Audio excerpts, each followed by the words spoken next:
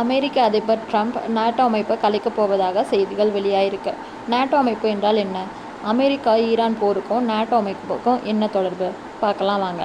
NATO North Atlantic Treaty Organisation 1949ஆம் வருடம் 2ஆம் உலகப் போருக்கு பின்னாடி ஐரோப்பியா மற்றும் அட்லாண்டிக் ரீஜியனில் இருக்க நாடுகள் சேர்ந்து உருவாக்கப்பட்ட இராணுவ கூட்டமைப்பு தான் நேட்டோ. இதோட உறுப்பு நாடுகள் பார்த்திங்கன்னா US, UK, France, Belgium, Canada உள்ளிட்ட 12 உறுப்பு நாடுகள் சேர்ந்து முதல்ல நேட்டோ அமைப்பை உருவாக்குனாங்க. நேட்டோ அமைப்போட தலைமையகம் பெல்ஜியம் தலைநகர் பிரசில்ஸில் இருக்குது. இதற்கு தலைமை பொறுப்பு வகிப்பவர் செக்ரட்டரி ஜெனரல். தற்போதைய செக்ரட்டரி ஜெனரலாக யார் இருக்காங்கன்னு பார்த்தீங்கன்னா மார்க்ரெட். இவர் நெதர்லாண்ட்ஸை சேர்ந்தவர். தற்போது நேட்டோ அமைப்பில் மொத்தம் 32 மெம்பர் கண்ட்ரிஸ் இருக்காங்க. அது மட்டும் இல்லாமல் இஸ்ரேல், யுக்ரைன் மற்றும் ஈரான் உள்ளிட்ட நட்பு நாடுகளும் இந்த அமைப்பில் இருக்குது. ஸ்வீடன் 2024 கடைசியாக நேட்டோவில் இணைந்த நாடு, அதாவது 32வது நாடு ஸ்வீடன். நேட்டோவோட இராணுவ கூட்டமைப்பு உறுப்பு நாடுகளோட பாதுகாப்பை உறுதி செய்வது தான் நேட்டோ அமைப்போட முக்கிய அம்சம். உறுப்பு நாடுகள் மீது தாக்குதல் நடந்தால் அது மற்ற நாடுகள் மீது நடந்த தாக்குதல் அப்படின்னு ஆர்டிக்கல் 5 சொல்லுது. ஸோ இந்த ஆர்டிக்கல் 5 தான் நேட்டோ அமைப்போட ஒரு முக்கிய அம்சம். நேட்டோவுக்கு தனிப்பட்ட இராணுவம் இருக்குது. உறுப்பு நாடுகள் நேட்டோவோட இராணுவத்துக்காக கான்ட்ரிபியூஷன் பண்ணுறாங்க. நேட்டோவோட லோகோ பார்த்திங்கன்னா காம்பஸ் 4 டைரக்ஷன் ஃபேஸ் பண்ணி இருக்கும். அதாவது அது எதை குறிக்குதுன்னா உறுப்பு நாடுகள் ஒரு காமன் கோலை நோக்கி தான் போகிறாங்க. அது என்னன்னு பார்த்தீங்கன்னா இராணுவ பாதுகாப்பு. அதை சுற்றி ஒரு சர்க்கிள் இருக்கும். அது எதை குறிக்குதுன்னா உறுப்பு நாடுகள் ஒருத்தருக்கு ஒருத்தர் சப்போர்ட்டாக இருக்காங்க. அதுக்கப்புறம் இந்த காம்பஸ் அண்ட் அந்த சர்க்கிள் ப்ளூ கலரில் இருக்கும். அவங்களோட லோகோ, நேட்டோவோட லோகோ டோட்டலாக ப்ளூ கலரில் இருக்கும். அது எதை குறிக்குது அப்படின்னு பார்த்தீங்கன்னா அட்லாண்டிக் ஓசனையும் அமைதியையும் குறிக்கிறது. அந்த நீல நிற வண்ணம் அட்லாண்டிக் ஓசன் அண்ட் அமைதியை குறிக்குது. இப்போ இதுதான் நேட்டோ அமைப்போட முக்கிய கூறுகள். அதுக்கப்புறம் இப்போ இஸ்ரேல், அமெரிக்கா ஈரான் மீது கூட்டு தாக்குதல் நடத்துகிறாங்க. அதற்கு அமெரிக்க பிரதமர் ட்ரம்ப் நேட்டோ அமைப்போட உதவியை கேட்டார். ஆனால் மற்ற நேட்டோ உறுப்பு நாடுகள் பார்த்திங்கன்னா அவங்களோட இராணுவ தளங்களை அமெரிக்கா யூஸ் பண்ணதை அனுமதி தரலை. முக்கியமாக ஸ்பெயின் அவங்களோட இராணுவ தளங்களை யூஸ் பண்ணுறதுக்கு அனுமதியை மறுத்தாங்க.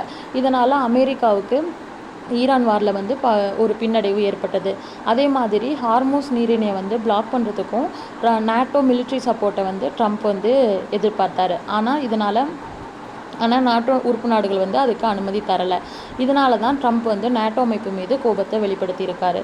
அதுக்கடுத்து ரஷ்யா உக்ரைன் வாரோட ஒரு முக்கிய காரணமும் உக்ரைன் நாட்டோ அமைப்பில் சேரக்கூடாது என்பது தான். ரஷ்ய பிரதமர் நேட்டோ அமைப்போட இராணுவம் ரஷ்யா பார்டரில் உக்ரைனுக்கு சப்போர்ட் பண்ணுவாங்க. இது ஒரு பெரிய இராணுவ சிக்கலை ஏற்படுத்தும். அப்படிங்கிறதுக்காக உக்ரைன் நேட்டோ அமைப்பில் சேரக்கூடாது. அப்படி சேர்ந்தாங்கன்னா ரஷ்யா உக்ரைன் மேலே போர் தொடுப்பாங்க அப்படின்னு அறிவித்தாங்க. சரி, இந்த நாட்டோ அமைப்பு இப்போ இது வரைக்கும் சண்டை போட்டிருக்காங்களா? உறுப்பு நாடுகளை சப்போர்ட் பண்ணி ஏதாவது வார் நடந்திருக்கா அப்படின்னு பார்த்தோம்னா 1998 செர்பியாவும் கொசோவாவுக்கும் ஒரு போர் ஏற்பட்டுச்சு. அப்போ செர்பியா கொசோவாவில் இருக்க அல்பானியன் மக்கள் மீது தாக்குதல் நடத்தினாங்க. அப்போது நேட்டோ அமைப்பு அவங்களோட ஏர்ஃபோர்ஸை யூஸ் பண்ணி செர்பியா மீது தாக்குதல் நடத்தினாங்க. கொசோவாவுக்கு சப்போர்ட் பண்ணாங்க. ஆனால் கொசோவா நேட்டோ அமைப்பில் இருக்க உறுப்பு நாடு கிடையாது. இதுலேருந்து என்ன தெரியுதுன்னா நேட்டோ சுற்றி இருக்க நாடுகள், அதாவது சிவிலியன்ஸ் மேலே அட்டாக் நடக்கும்போது ஒரு அமைதி பாதுகாப்புக்காக அப்போ செர்பியா மீது அட்டாக் பண்ணாங்க. அது இல்லாமல் ஆர்டிக்கல் 5 எப்போ நேட்டோ அமைப்பு யூஸ் பண்ணுச்சு அப்படின்னா செப்டம்பர் 11, 2001 அட்டாக் யூஎஸில் வேர்ல்டு ட்ரேட் சென்டர் மேலேயும் ட்வின் டவரில் அட்டாக் நடந்துச்சு. அப்போ மற்ற உறுப்பு நாடுகள் யுஎஸை சப்போர்ட் பண்ணி அந்த அல்கொய்தா அமைப்பை எதிர்த்தாங்க. இதுதான் நேட்டோவோட ஒரு முக்கிய அந்த செப்டம்பர் 11 வார் சப்போர்ட் ஒரு முக்கிய பங்களிப்பு. அதுக்கப்புறம் இந்தியா ஏன் நேட்டோ உறுப்பினராக இல்லை அப்படின்னு பார்த்தோம்னா ஃபஸ்ட்டு ரீஜனல் ப்ரியாரிட்டிஸ், அதாவது ஐரோப்பியா மற்றும் அட்லாண்டிக் ரீஜியனில் இருக்க கண்ட்ரிஸ் தான் அந்த நேட்டோவோட உறுப்பு நாடுகளாக இருக்காங்க. ஸோ ரீஜனல் ப்ரியாரிட்டிஸ் ஒரு மெயின் பாயிண்ட். அது இல்லாமல் ஒரு இண்டிபெண்ட் டெசிஷன் மேக்கிங் இருக்கணும்.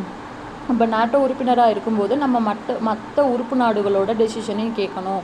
ஸோ இண்டிபெண்ட் டெசிஷன் மேக்கிங் இருக்கணும். அப்படிங்கிறதுக்காகவும் மிலிட்ரி அலைன்ஸை நம்ம நேட்டோவுக்கு கொடுக்கணும். ஸோ நமக்கான செப்பரேட் மிலிட்ரி அலைன்ஸ் வேணும் அப்படிங்கிறதுக்காகவும், அதுக்கப்புறம் நேட்டோ அமைப்பில் இருக்க நாடுகளை மற்ற நாடு தாக்கும்போது, ஸோ நேட்டோ அமைப்பில் இருக்க ஒரு நாடை மற்ற நாடுகள் தாக்கும்போது மீதி இருக்க நாடுகளும் வந்துட்டு அந்த நாட்டை எதிர்க்கிறாங்க. ஸோ பேலன்ஸ்டு குளோபல் ரிலேஷன் வேணும். இந்த 4 பாயிண்ட்டை பேஸ் பண்ணி தான் வந்துட்டு இந்தியா வந்து நேட்டோட உறுப்பினராக இல்லை. ஸோ இதுதான் டோட்டலாக நேட்டோ பற்றின செய்திகள். இந்த தகவல் உங்களுக்கு பிடிச்சிருந்தா நம்ம சேனலை சப்ஸ்கிரைப் பண்ணுங்கள், லைக் பண்ணுங்கள், ஷேர் பண்ணுங்கள். தேங்க்யூ.